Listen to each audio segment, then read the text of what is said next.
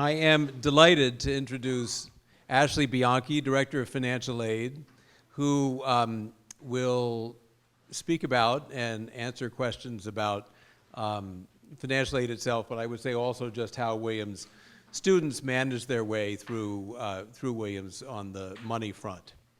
And without further ado, I will turn it over to Ashley. Thanks very much. You're welcome. You get to have like the cool seat.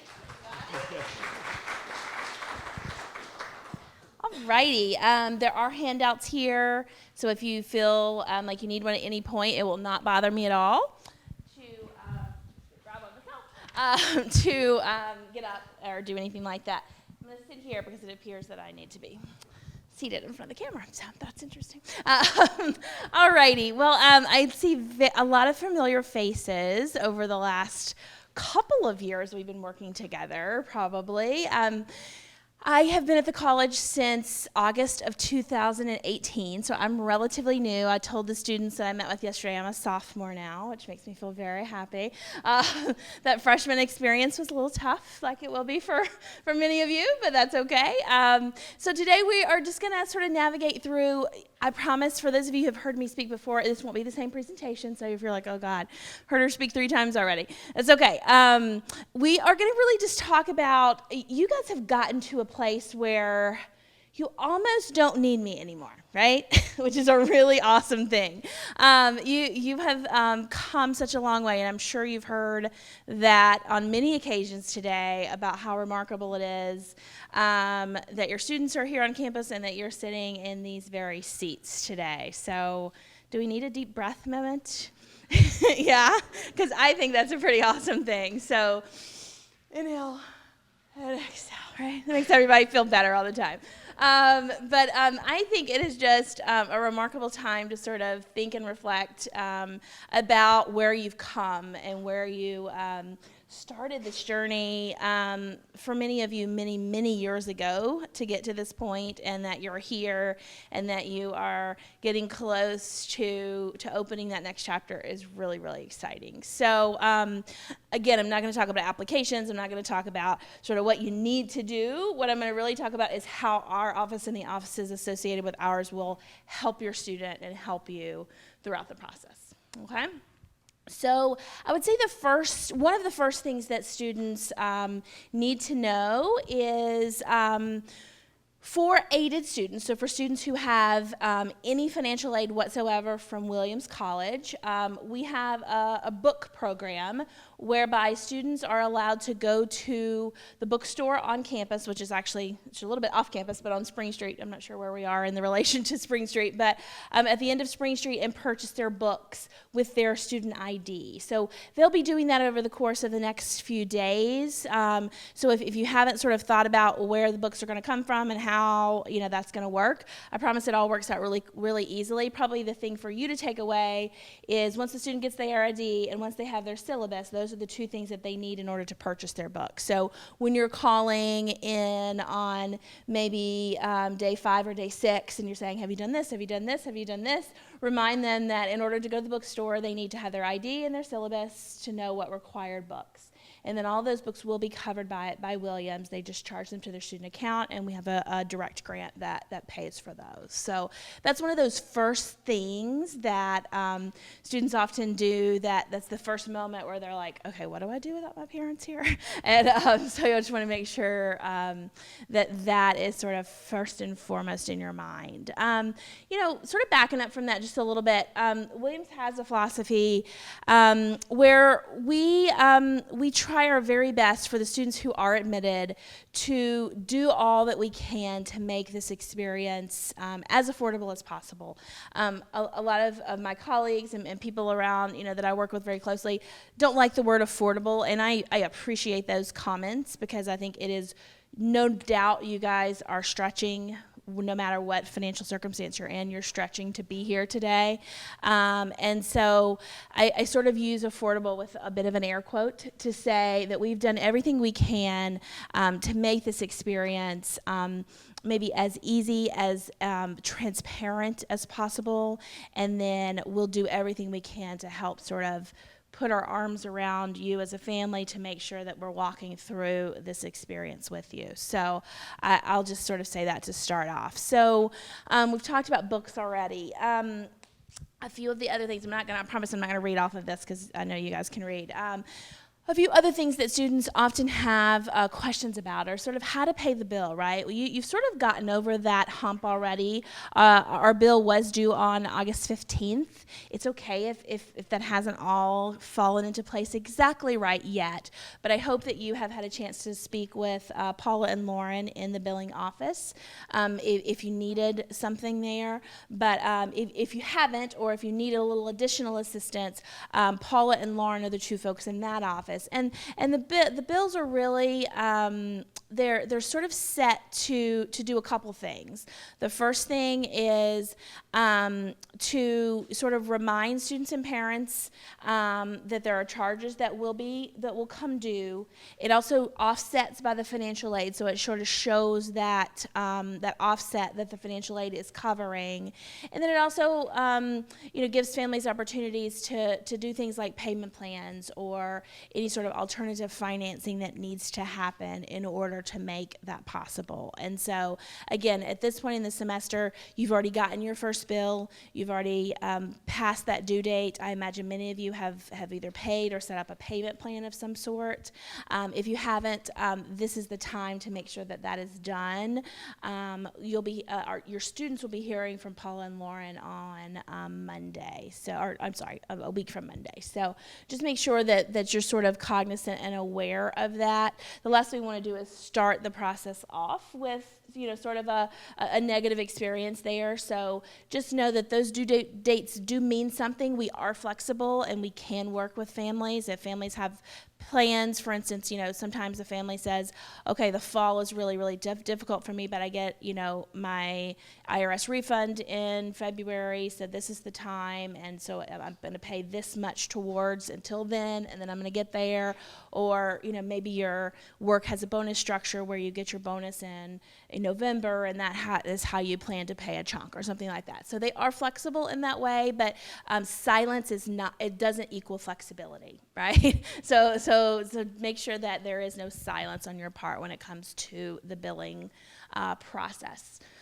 And so with that, again, we've talked sort of about two other offices that I'm representing today, the bookstore that we've talked about, and then the billing office. And so the rest of the time we'll really sort of spend on the financial aid process. And so, many of you in the room have had interactions with our office already because you have financial aid. I'm acknowledging that some of you have not had that experience yet because you may not have either applied for financial aid or qualified for financial aid. So just want to give you sort of that space to tune out or jot on your paper or whatever it is that you're doing. So for financial aid, though, we do sort of, again, I'm happy to say that every first-year student had a full financial aid complete list. We're not chasing anyone down for any missing documents. Everyone that qualified for aid and applied for aid has an award, so I don't have to sort of speak in those sorts of terms today. But what I can talk to you about is sort of what are the most common things that students come in with. And so I'll just hit a couple of these here, and then I'm going to turn it over to you guys for hopefully about 15 minutes for some questions, okay? So beyond the books, which is probably our number one question, is some students bring with them outside scholarships, right? So they have brought with them some outside source of funding that they got based on merit, based on talent, something like that. And so we are super excited to have those make room for those in the financial aid package. Because we meet 100% of need, we do have to sort of flex things around, and oftentimes it's not exactly how you hoped that the scholarship would be used. But just so you know, we have been asking for you to report those for several months now, and I'm sure you have. But the way those work is basically we seek first to eliminate any student loan that a student might have had as part of their award. Then we seek to eliminate any sort of student work that a student has as part of their award. And then we seek to eliminate the student contribution from their summer. And we can do those in really any three order as long as you let us know what those are. Those are typically our preference, just because that seems to make more sense from what a student needs. But and then finally, the fourth one, which is why I brought this up, is some students may need a computer when they get to campus. And so there are two ways, if you need help from us getting a computer, there are two ways in which a student would do that. One is that excess scholarship, meaning that they had scholarship money that went beyond, that they got from an outside entity that went beyond their cost of attendance. What we can do is allow them to buy a computer through the college, through a partnership we have with a local business, and then charge that computer to their student account, and then allow either a scholarship or, if they choose to borrow a student loan for that computer. So if you're sort of sitting here and you're like, man, that was on my summer list and I never really got around to it, that's okay. They have plenty of time to do that. So the best way to execute that, and I think it says it here, is to reach out to your financial aid officer. The financial aid officer is listed on the award letter. It's also listed in the student's portal, where they log in to do things like register and all of that sort of thing. So just have them reach out to us. If they don't know who that is, you know my face now, you know my name. My email is ABB5, so you can have them reach out to me. But that is just one of those that we don't have a ton of that action, but that is something that students sort of, they get here and they look around and they're like, oh, I did need that computer, or oh, I forgot to do that this summer, those sorts of things. So that's just an option if they hadn't already bought a computer or need to get that taken care of. And then the other sort of things about, the other things I'll sort of go through quickly are things that you might not be thinking about right now, but hopefully this will just plant a seed for when you're having maybe a panicked phone call several months from now. And I'll start out with sort of our emergency aid. So we call it critical needs here, but it's basically an opportunity for students to ask for funds, no matter where they are on the financial aid spectrum, but ask for funds if something comes up that is beyond what we have considered covered as part of cost of attendance. These most often happen with things like I left my glasses on the floor next to my bed and my roommate stepped on them, right? Or I have a toothache and now I need to get a root canal. My mother just called and my grandmother is gravely ill and I need to go home to Florida tomorrow. Those are the sorts of things that are critical needs related, that again, they're emergent needs. They're not something that you can plan for, not something that is part of your everyday budget, but happen, right? They happened about 90 times in one semester, so it happens, right? So don't feel as though this is something that you shouldn't ask for or can't ask for, but we have sort of a mechanism to do that. And again, all of that starts with just reaching out to their financial aid officer. So that's sort of the common theme, is that when you have a question, who do you reach out to? Your financial aid officer, okay? So that's one thing. Another thing is thinking about the future, thinking about how all of your students, I imagine, are going to do fantastic here, and but there's times when students might need a break or might have a little slip up, right? And so for things like a student who needs to make up a course because either they had to withdraw from the course or they had a grade that wasn't acceptable, we have funds for students to go away from Williams and take those courses, up to $1,500 per course. And so again, you may never need this, and I hope you don't, but if you do, the good news is there's a bit of a safety net underneath us to make that happen. And so, your student calls and says, I'm withdrawing from this class and I'm going to have to make it up later. Don't panic and say, well, we can afford that. Quit school. Obviously that's never the answer. And so make sure that you know that that's sort of in the back of your head. So that's in that course makeup category that we, again, not something that I had when I was in college. If any of you had that experience, terrific. But just sort of keep it in the back of your mind. That's sort of along a theme of just ask. Asking is really key to being successful in college. Certainly students will learn that through a series of ways, but oftentimes parents, you guys, and us, our office, are the where the ask initially starts. And so that's totally okay. If you just want to call kind of like not really, like before you suggest something to your student, that might be a good idea for you to call and be like, does this make sense? Should I be expecting this? Is this something that you do? That sort of thing. Okay. All right, I'm looking at the clock, and it is almost 3:17. So what I'm going to do, obviously this is for you to read, but what I'm going to do is see what sorts of questions I either didn't answer or aren't on this paper or maybe need some additional explanation. So I'm going to leave the floor to you guys now. And this was where it'll really get interesting. Yes. What happens after the computer option? What if a student's parents scraped every penny they had together to buy her a computer for college, and now that's come up? Okay. What does that roll that just out of what Williams has offered, or does that go into like the account for travel home, or what's?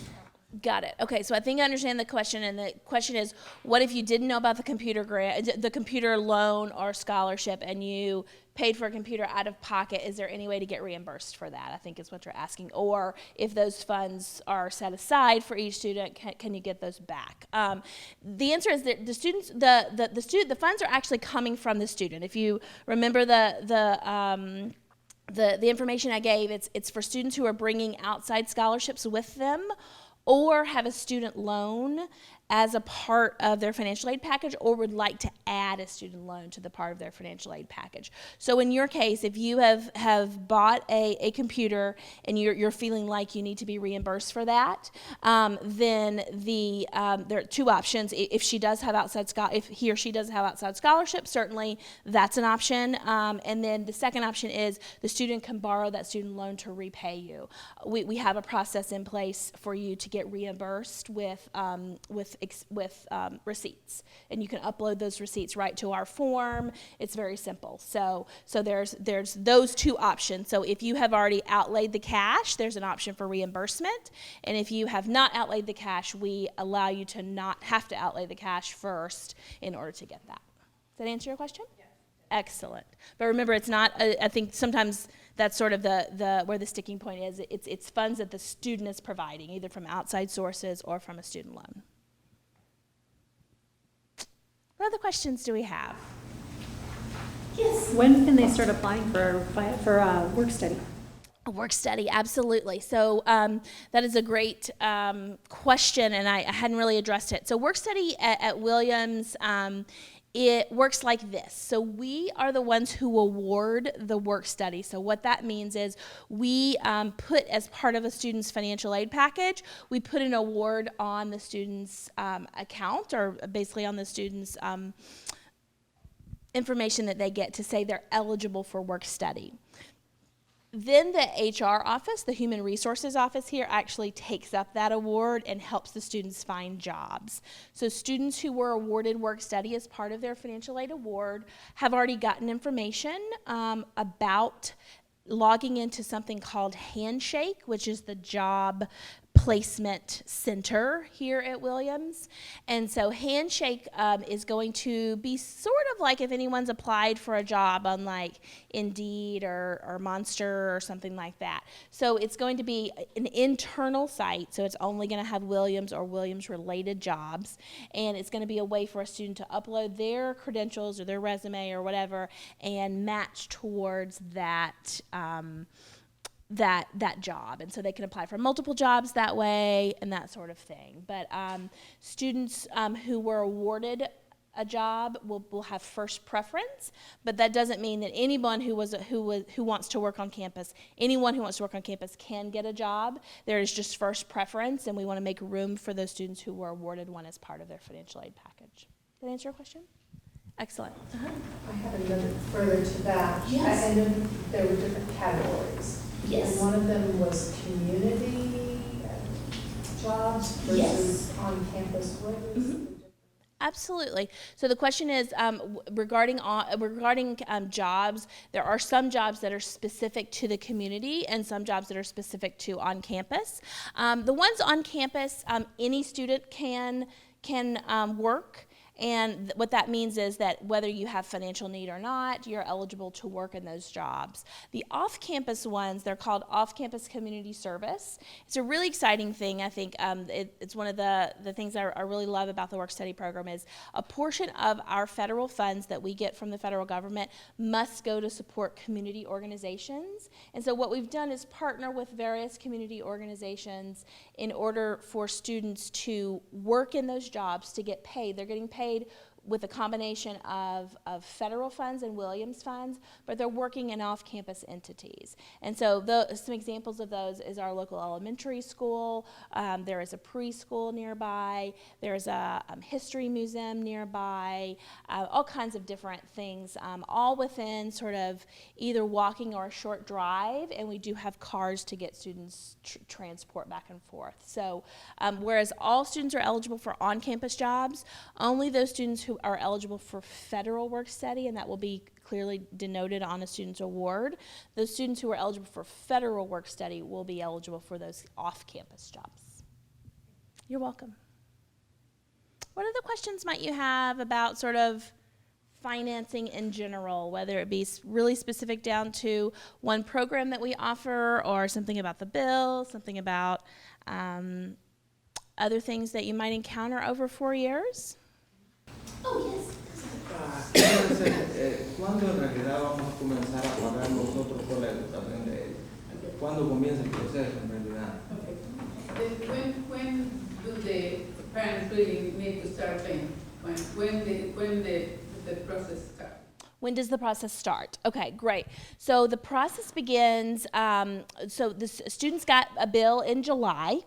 In July, the bill included any financial aid that the student was eligible for, as well as all the charges that were there. The bill due date was August 15th, which was just last week. If you put in a payment plan, then your first payment plan was either due in June or July, and then each payment after, basically you have to pay for the semester by the end of that semester. So the payments were, that final payment for the fall term will be due in December, November, December, depending on the payment plan that you chose, and then we'll do it all over again in January. So if you recognize, the bill was only for one semester. So the billing cycle typically is July to November, early December, and then again from basically mid-December through the end of the semester in June. Agosto es el primer pago que se tiene que hacer, pero si tiene algún plan, tiene hasta el final del año. Hasta el final del año. Pero tiene que tener plan. Ok, hay que hacerlo el plan con ellos. Con ellos tiene que hacerlo y después hay otro plan que empieza también para el próximo semestre, de enero al final del semestre. Se lo tiene que hacer con ellos. Gracias. When can they apply? If they ask, when do they apply for that plan? The payment plan? Yeah, the payment They do plan. that through the billing office. If they haven't already done it, they need to do it soon. Yeah, they can do it online at any time. Lo puede hacer en la computadora en cualquier momento y solicitar el plan para pagar. Está bien, gracias. All right, yes, go ahead. Question, the CSS profile, is that the same profile for the FAFSA? That's a great question, yeah. And that I'm glad you asked that because I'll segue into sort of, we have to do this all over again, guys. This wasn't a one-time thing. And so each year, you will apply for financial aid on a rolling basis, right? And so you've checked off for the year that we're currently in, but we actually kick off the next year around October 1st. October 1st is when both the FAFSA, which is the federal application, and the CSS profile, which is the institutional application, both of those open up on October 1st. Doesn't mean that you have to rush to that right away, but for those of you who had trouble or we ask over and over for certain things, it might be a good idea for you to get a head start on that for next year. So we do require both the FAFSA and the CSS profile each year for students who are applying for aid. And then we require those same tax documents that we ask for this year. We'll require the next year's tax documents. So for next year, for the student's sophomore year, we'll be looking for 2018 tax documents. Okay? And so, yes? 2018 is all the documentation we'll need. There'll be a couple of questions on the CSS profile that will ask you to estimate forward, but the only physical documentation we need is for 2018. And so that's a good segue into sort of just thinking about next steps is hopefully you're sort of settled into this year. If at any point in the semester or in the year something changes for you dramatically, we want to know about that immediately, right? So if there's a job change, if there's a death of someone who was important in the financing process, we need to know about that so that we can help sort of walk you through the next steps. I told a group of students the other day, it's not going to be immediate, right? So your mom loses their job on Monday, you don't automatically get a check on Tuesday. So just keep that in mind. But what we do want to make sure of is that we understand and know what's happening, and we can help you sort of anticipate what to think of next. Along those lines, for international families, we do look at exchange rates once per semester. So if the exchange rate in your country has a tendency to go really crazy, we do look at everyone from a certain country at the start of the academic year and at the halfway point of the academic year in case we need to adjust aid for any reason. So that's just an important thing. Yes? Okay, this might be a weird question. That's okay. But, okay, so let's say you're getting ready for your FOPS or CSS and stuff like that, and your kid's on financial aid right now, but let's say before the end of the year, someone passes away, either family or friend, and suddenly leaves your child who's 18 with, I don't know, $50,000, $100,000. How does that affect her aid now that it becomes the student's asset? Sure. Yeah, absolutely. So this is the what we call the windfall explanation in our office, which doesn't happen often for the record. But this is when students or parents maybe inherit money after they have begun college that then sort of throws their whole financial situation for a loop. First and foremost, yay, right? There's new money to be had in the household, so that's a big deal. So don't lament that too much. But then beyond that, what we do is, let's go with your suggestion of it going to the student, right? So that's typically the place in which it most often diminishes the ability to get financial aid, because the amount of the asset that we take is typically very high. It's about 20 to 25% of that asset is what we would expect you to pay towards college. What we can do, though, on a case-by-case basis, is move that asset from a student's name to a parent's name for the financial aid process specifically, so that we're assessing only about 5 or 8% of that versus the 20 to 25%. And that is something that we do on a fairly regular basis for students who have a large size of an asset that typically you aren't planning to use specifically for college. So we can work with you on that. But there will be a moment where we will expect at least a portion of that to go towards college costs.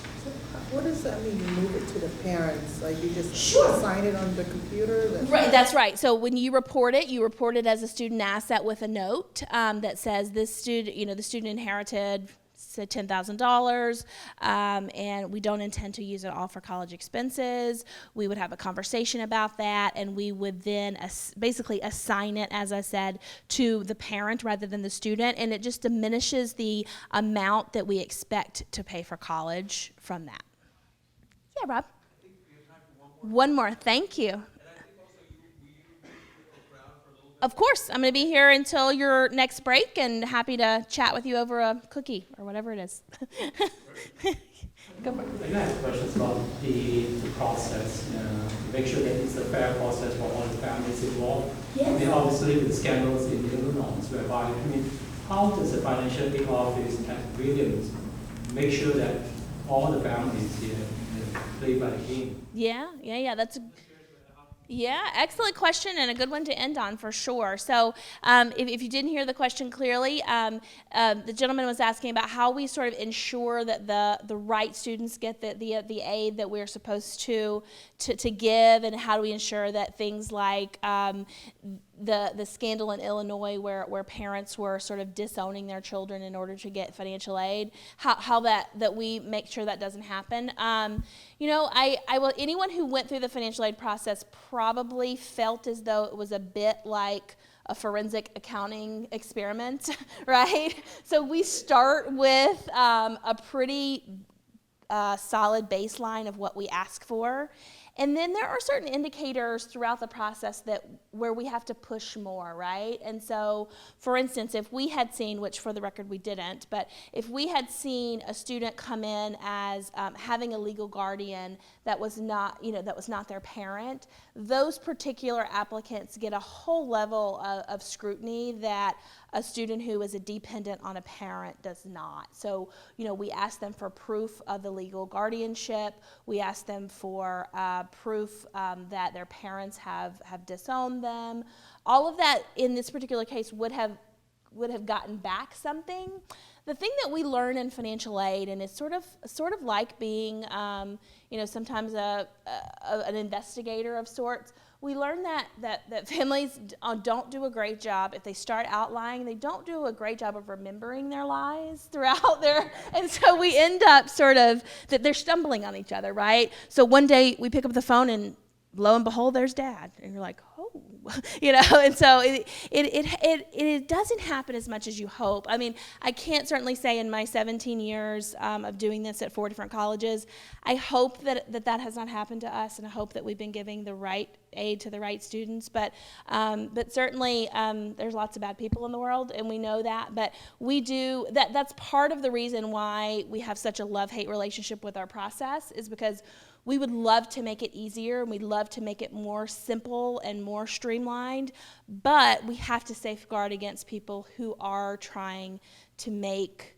money off of this and who are trying to get their students to and through college in the wrong way. And so that's why the financial aid process has evolved to, again, what feels like a forensic exam in some way. But we're looking always to try, once a student is here, to make it as simple as possible, to make it as streamlined as possible. But on the front end, when a student comes to us, we do come at it sometimes with a critical eye, just to make sure that we aren't having to make those sorts of calls.